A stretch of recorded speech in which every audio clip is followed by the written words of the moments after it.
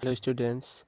इसके पहले आप लोगों ने पढ़ा था जो कृतिका पुस्तक से चैप्टर 3 साना साना हाथ जोड़िए का पार्ट फर्स्ट। अब हम पढ़ने जा रहे हैं इसका पार्ट सेकेंड। हमें उम्मीद है कि आप लोगों ने इस चैप्टर को पूरा पढ़ लिया होगा और आपको समझने में भी आसानी होगी।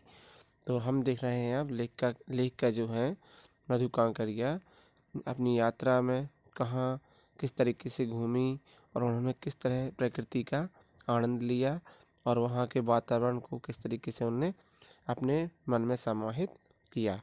तो देखिए आप लोग, मातृत्व और श्रम साधना का दृश्य। तो क्या होता है, अचानक लेखिका के मन में सौंदर्य की छटा छिटक गई। ऐसे छिटक गई कि मानो नृत्यांगना के नुपुर अचानक टूट गए हों। उसने देखा कि पहाड़ी औरतें पत्थरों पर बैठी पत्थर तोड़ रही हैं। तो ये जब उन्होंने देखा, लेखिका ने गूथे आटे सी कोमल काया परंतु हाथों में कुदाल। यानी वहाँ पर जो है महिलाएं जो काम कर रही थीं उनकी तरफ जब लेखिका का ध्यान गया और हाथों में कुदाल और हथौड़े, कईयों की पीठ पर बंधी डोकों यानी बड़ी टोकरी जो है में उनके बच्चे भी बंधे हुए थे।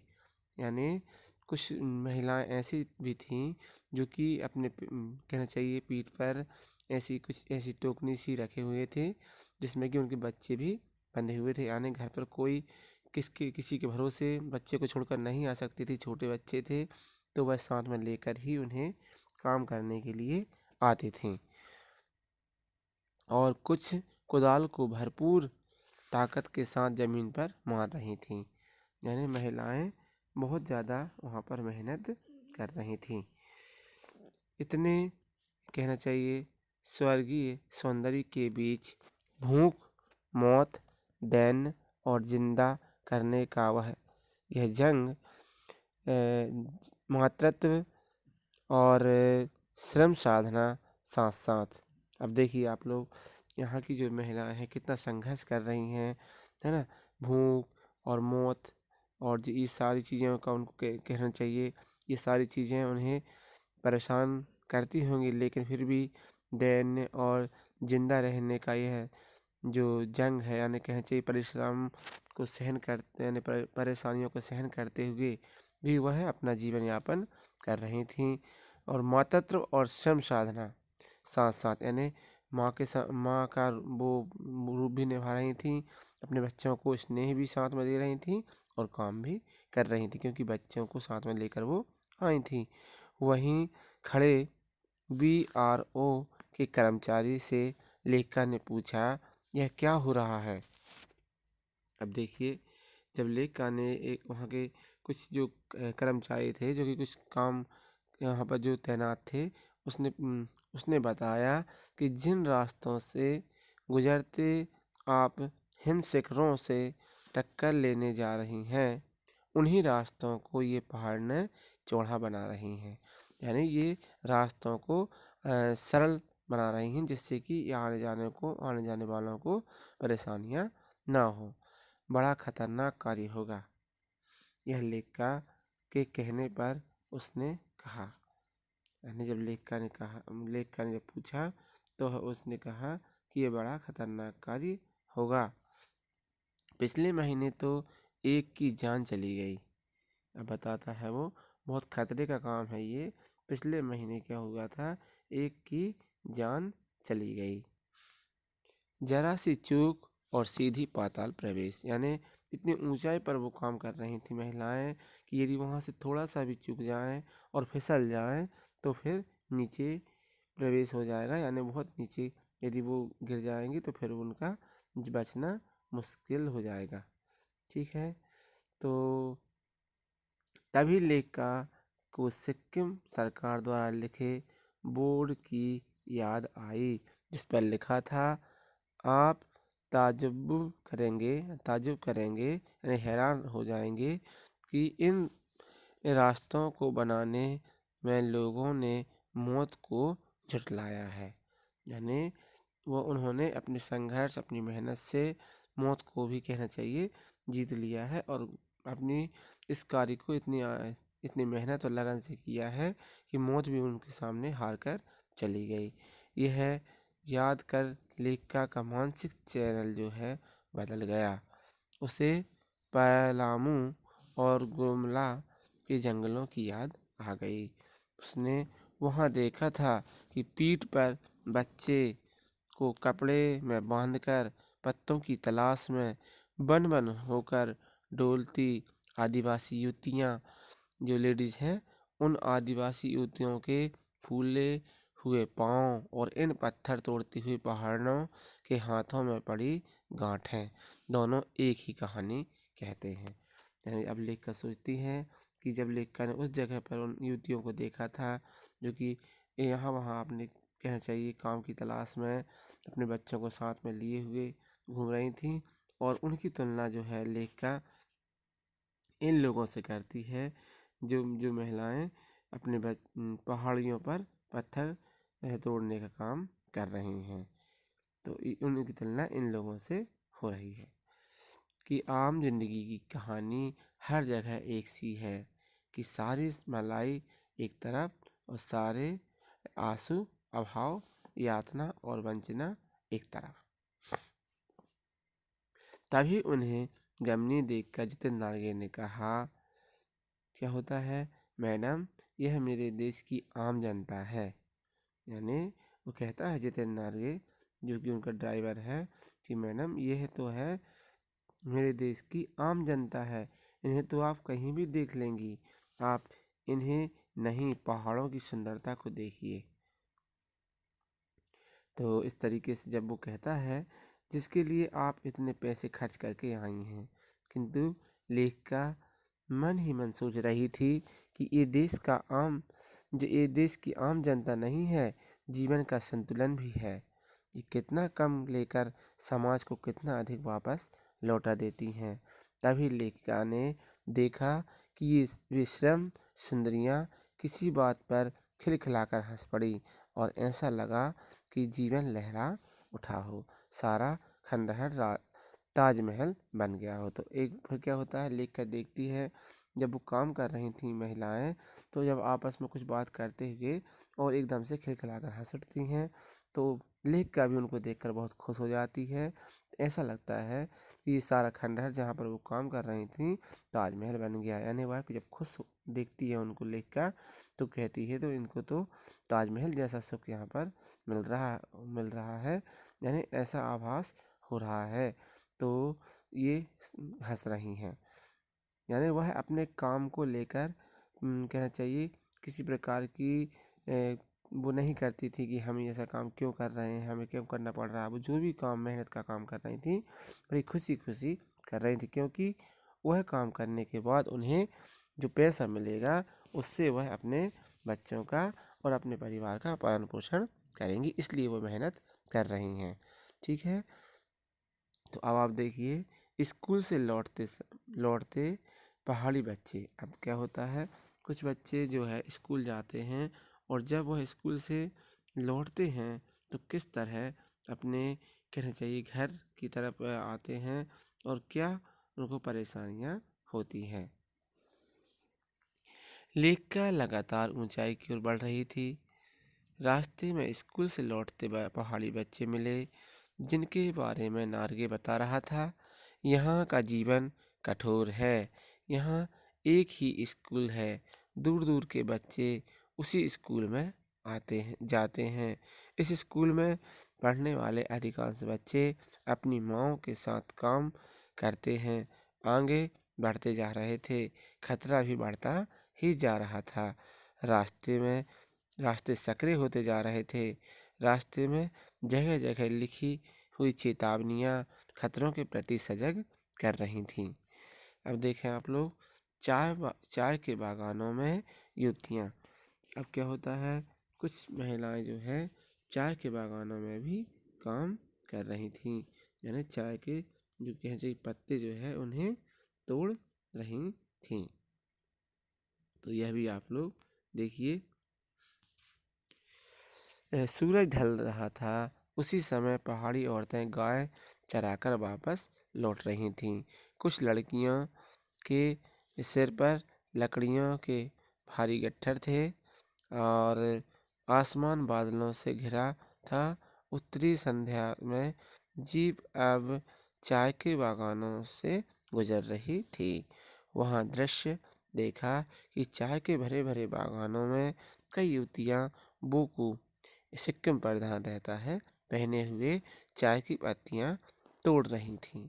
नदी की तरह उफान लेता यौवन और श्रम में दमकता गुलाबी चेहरा और डूबते सूर्य की इंद्रधनुषी छटा को देखकर मंत्रमुग्ध सी लेखता चीख पड़ी।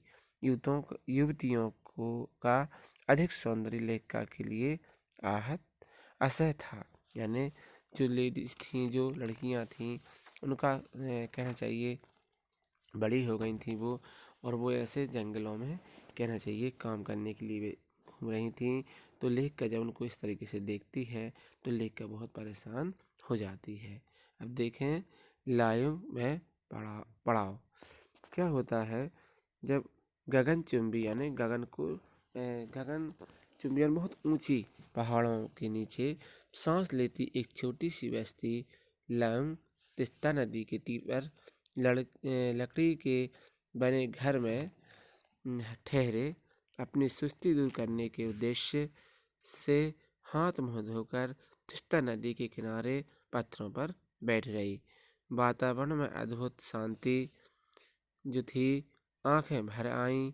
लेखिका ने अनुभव किया कि ज्ञान का नन्हा सा बोधिसत्व जैसे भीतर उगने लगा। वही सुख शांति है, सुकून है जहाँ अखंडित संपूर्णता है। पेड़ पौधे पशु पक्षी आदमी सब अपनी अपनी लय ताल और गति में हैं। आज की पीढ़ी ने प्रकृति की इस लय ताल और गति से खिलवाड़ कर अक्षम्य अपराध किया है।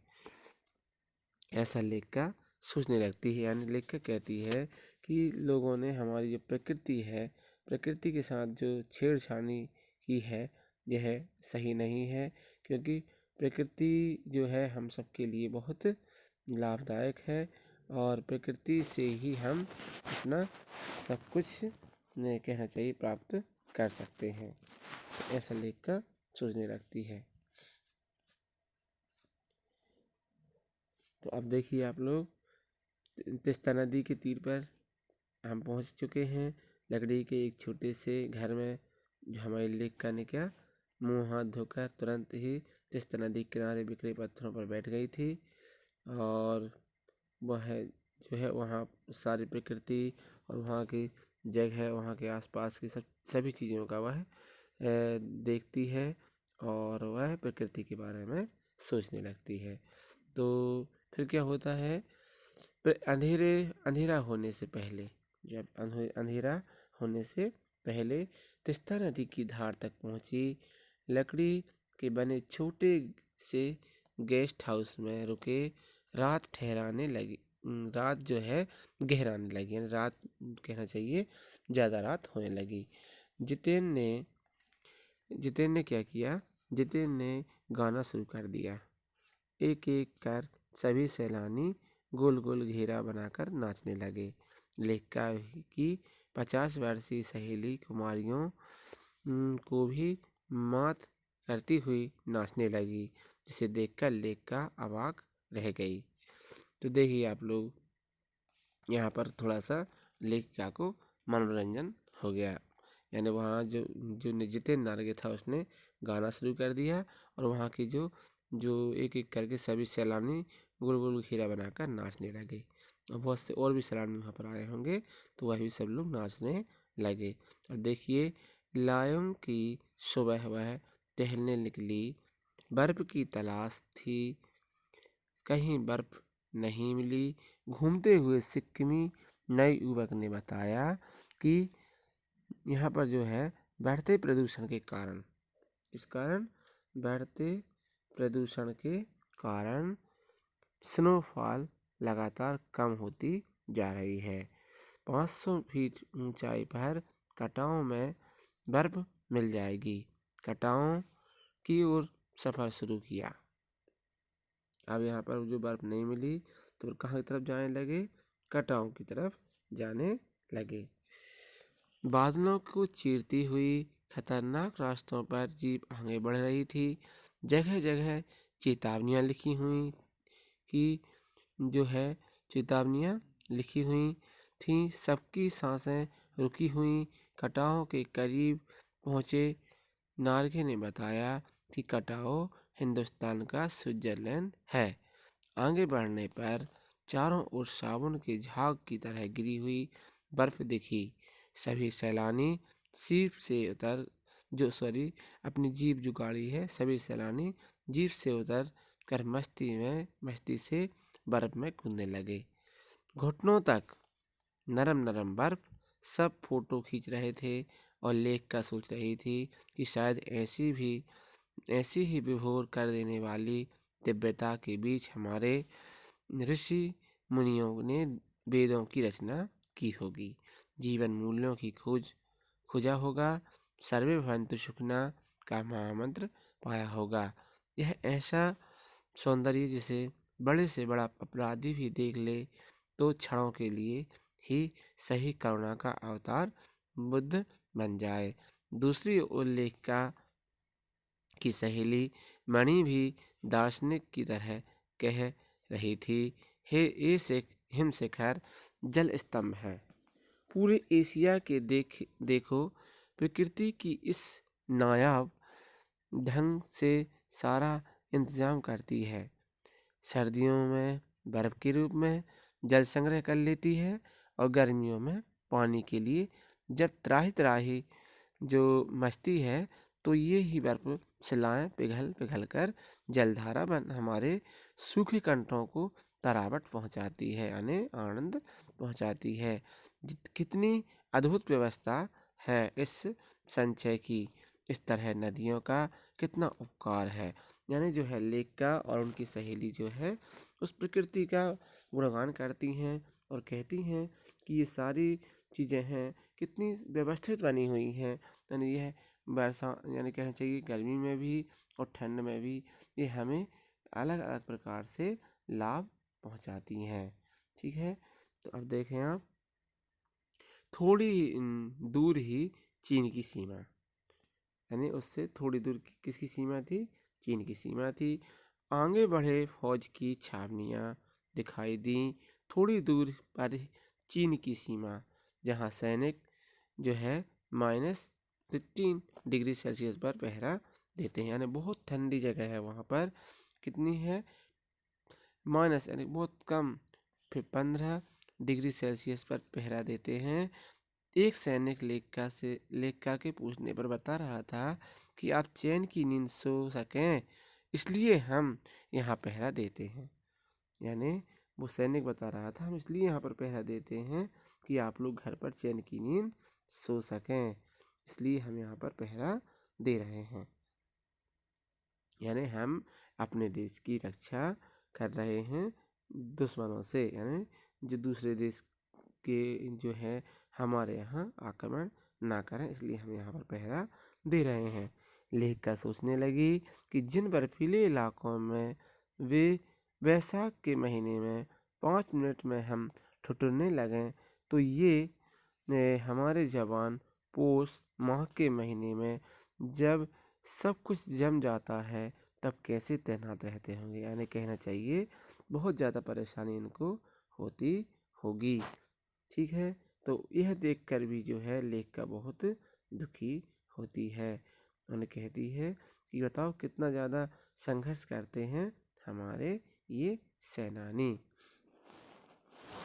अब आप देखें लायुंग से युमथांग की ओर।